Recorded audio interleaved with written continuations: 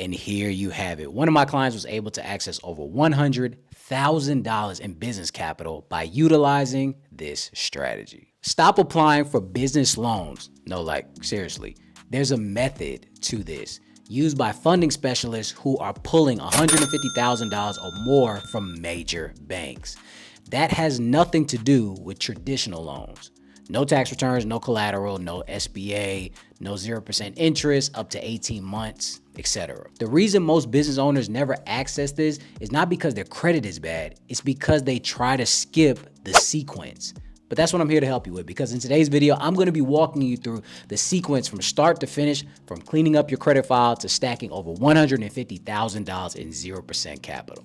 So what I want you to do is go grab your pen and paper, and without further ado, let's dive in. For a good amount of time now, I've been helping countless business owners access $50,000 to $150,000 in business capital just from a specific blueprint and also my banking connections. So before I walk you through the framework, I just want to make sure that you understand exactly why all of this matters.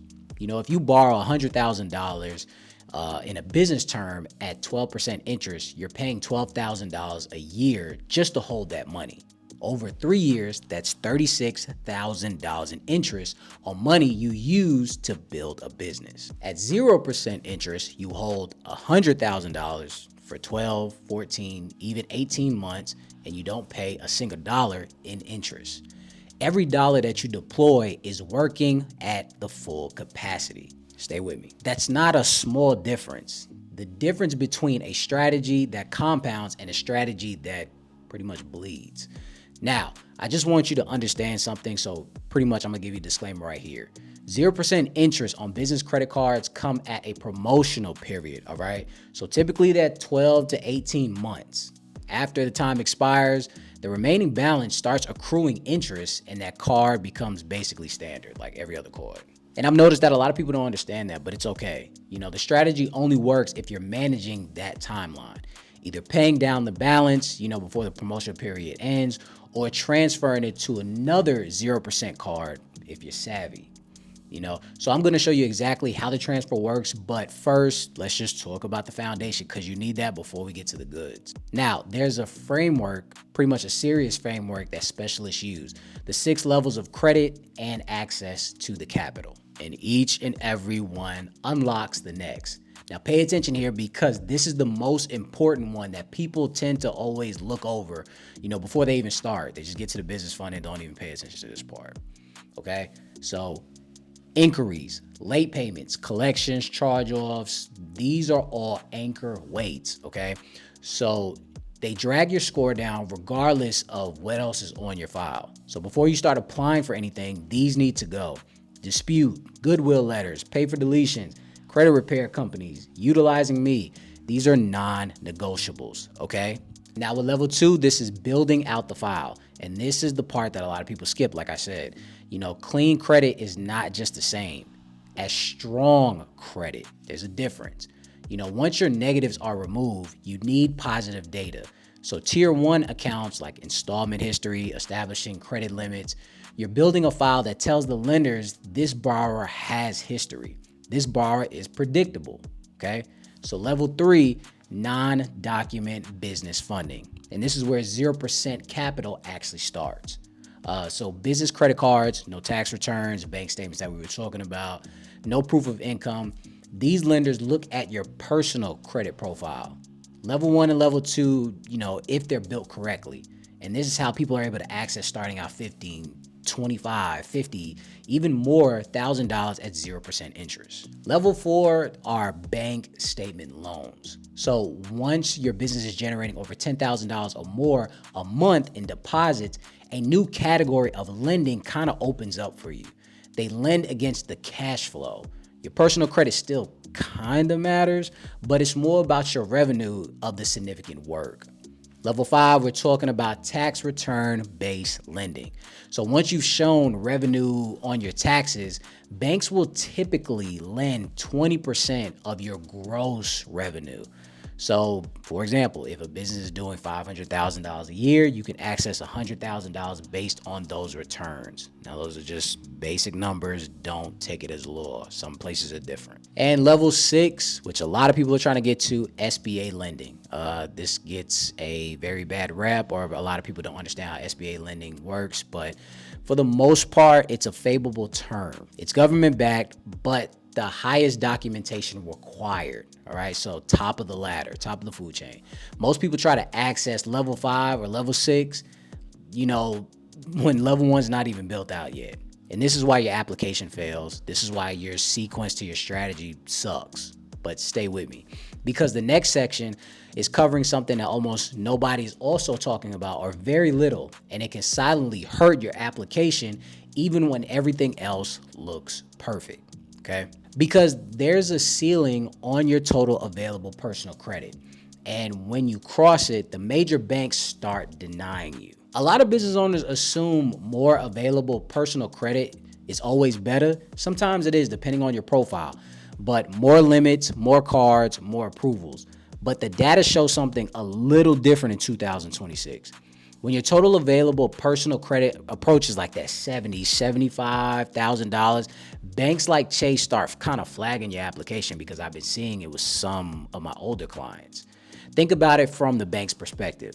If I'm reviewing your file and you already have $80,000 in available personal credit, I'm asking, why does this person need more? The bank sees that number as a liability. And if you maxed out everything else that you already have, you'd be underwater. All right. So the cap is real. Build out your personal file, $70,000, $75,000, not more, and then pivot to business funding before you trigger any red flags. Again, I'm not saying get $70,000, but I'm just giving you that example of what I've been seeing. Okay. Also, this might be worth noting, there isn't a published rule that every lender applies uniformly. Okay. Uniformly. Yeah, that's the word. But it shows up consistently enough across through Chase and other major institutions that serious funding specialists treat it as a real ceiling, basically when building the client's profile. All right. So that handles the personal credit side, but there's a separate piece that determines how far you can actually stack. And there are mechanics at the 0% transfer when it comes to the strategy. So building out these 6 levels, managing, your credit cap, knowing which banks to hit and in what order, that's exactly what I do for all of my clients inside the Everhard Capital Funding Program. So if you're a business owner that's watching this right now with a 700 or better, and you want access to $50,000 to $300,000 in capital, we handle all the bank connections, the data points, and we make sure that your business entity and also your personal credit aligns up with everything, as well as my Cinderella profile, to actually put you towards my lenders so you can get access at the highest levels. This is how, in the beginning, when you've seen people get $100,000 in business capital, or just overall $300,000 in overall capital. And if that's something that interests you, then what I want you to do is click the link below to sign up for a capital consultation. I would definitely love to help you. But enough about that. Let's get into the next method. Now, how the stacking strategy works is, this is the part that more people overlook. The mechanics of getting that $15,000 to $150,000 at 0% capital. It's not one big approval, ladies and gents. It's a sequence across multiple banks with careful timing that stays 0% through, in that 0% territory throughout. In practice, it works like this. Listen to me carefully. In practice, you get approved for your first 0% business credit card. Let's say $15,000 from a major bank. I don't know, Bank of America, American Express. 12 months promotional period, and now you deploy that capital. You use it and you track the expiration date. 2 months before the 0% expires, you have 2 options. Number 1, you pay the balance down to 0, so nothing is left in rate of exchange. Number 2, you apply for a new credit card at the same bank and transfer the credit limit from the expiring card to the new one. Some places allow you to do that, some places don't. This is a critical move. Chase, American Express, Bank of America all allow you to transfer limits between your own cards. For the most part, if you know what you're doing, if you're savvy, you can't just always just call and do it. There's a specific way on how you do it. You apply, for a new card at 0% interest. You move the limit of the card over and the clock resets, okay? The old card becomes inactive. The new card carries the combined limit with a fresh promotional period. All right, so you do this consistently and the limit grows, and the bank sees you spraying or spreading out the on time and maintaining the relationship, if that makes sense. And of course, I'm not telling you to just go willy-nilly to every single bank and then try to transfer willy-nilly here, do the same thing, because you will bump your head somewhere. And I don't want this opportunity to turn into a debt trap where you get trapped and you can't move forward. Okay, so please be responsible if you know what you're doing. If you don't know what you're doing, click the link below. Okay, and also fact check everything I'm saying. I keep telling everybody that just because I'm saying it over a camera does not mean you just go do it. I want you to still do your due diligence, all right? Go check everything. Anyway, so over time, basically what I'm saying is increase your limits. You apply for another card and you combine limits again. This is exactly how someone starts with a $15,000 and they reach to $150,000 at 0% interest, across multiple cycles. All right, that's not what I do for every client, but that's one of the ways that you can do it. A real example from 2026, a funded specialist tracked their Amex progress. They were at 15,000, then the 30,000, 45, 65, then $113,000, all at 0% interest, all through a similar sequence like this. And no, it did not happen overnight. It requires patience. It requires tracking the dates. It requires not carrying a balance past the promotional window, but also keeping your balances at a minimum while you're still building this up, okay? So if that interests you, then yeah, you can do that. If it doesn't, then you should just skip that part. By skipping, here's the reason why the same credit profile gets completely different results at different banks. Because I know a lot of people always wonder that. You need a relationship, all right? Each bank that you apply to, a bank is like a person. I always say it all the time in all of my, videos. You don't walk up to a stranger and just ask for $50,000 at first conversation. You got to open up that checking account. Make consistent deposits, keep balances in there, make meaningful thresholds. $10,000 is a solid number to maintain. You let it sit for 60 to 90 days. You talk to the banker about their products, then you apply, all right? You warming them up, you know what I'm saying? Let them know that you're here for a long time, even if you're not. A specific rule is worth knowing about Chase.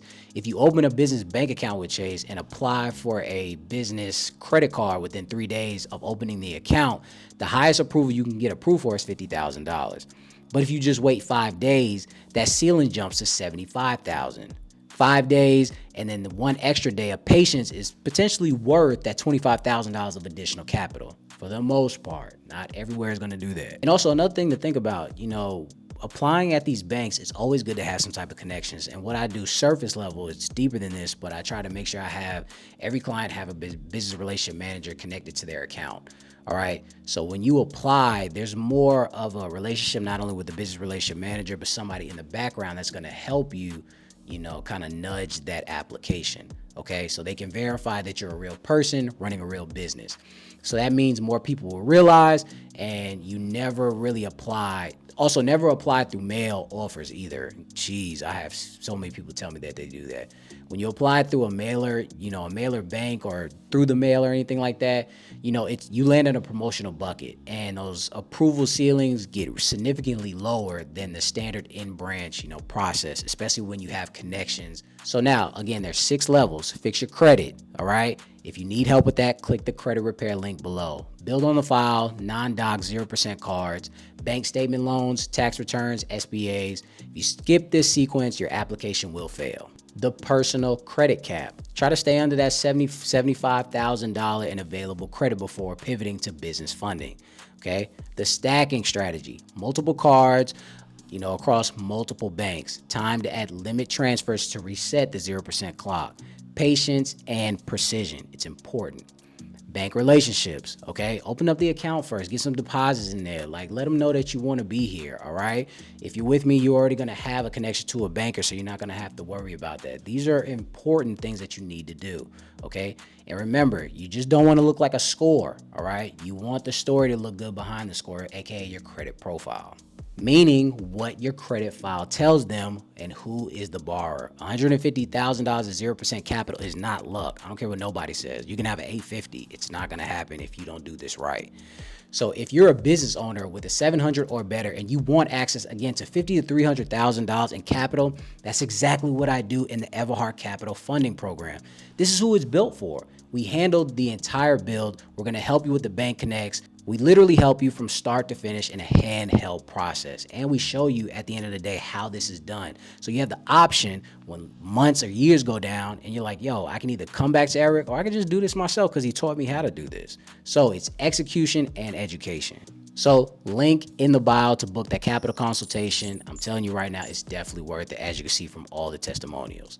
Now, if your credit isn't a 700 yet, you got collections, late payments, charge-offs sitting on your file, but you want to get to the business funding, then what I want you to do is click the link below to sign up for a credit repair consultation. We'll still get on there. We'll talk to you about how